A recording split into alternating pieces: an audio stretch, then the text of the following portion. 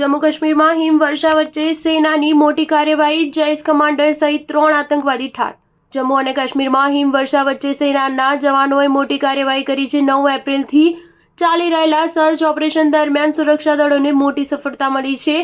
કિશ્તવાડમાં શુક્રવારે સુરક્ષા દળો અને આતંકવાદીઓ વચ્ચે એન્કાઉન્ટર થયું હતું। મળતી માહિતી મુજબ સેનાના જવાનોએ કિશ્તવાડમાં જૈશ કમાન્ડર સહિત 3 આતંકવાદીઓને ઠાર માર્યા છે। સમગ્ર મામલે શનિવારે ભારતીય સેનાના અધિકારીઓ પ્રેસ કોન્ફરન્સ યોજીને વધુ માહિતી આપશે। મળતી માહિતી મુજબ જમ્મુ અને કાશ્મીરના કિશ્તવાડમાં સુરક્ષા દળો અને આતંકવાદીઓ એમ બંને બાજુથી ભારે ગોળીબાર થયો હતો।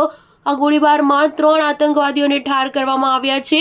અગાઉ ગુરુવારે આતંકવાદીઓ અને સુરક્ષા દળો વચ્ચે એન્કાઉન્ટર થયું હતું। આ પછી સુરક્ષા દળ દ્વારા આ વિસ્તારમાં ચારે બાજુથી ઘેર લેવામાં આવ્યો હતો, જેમાં સેનાના જવાનો સર્ચ કરી રહ્યા હતા। આ દરમિયાન અચાનક આતંકવાદીઓએ જવાનો પર ગોળીબાર કરવાનું શરૂ કર્યું હતું। સ્ટાર ન્યૂઝ 7 હંમેશા સચ્ચાઈની સાથે।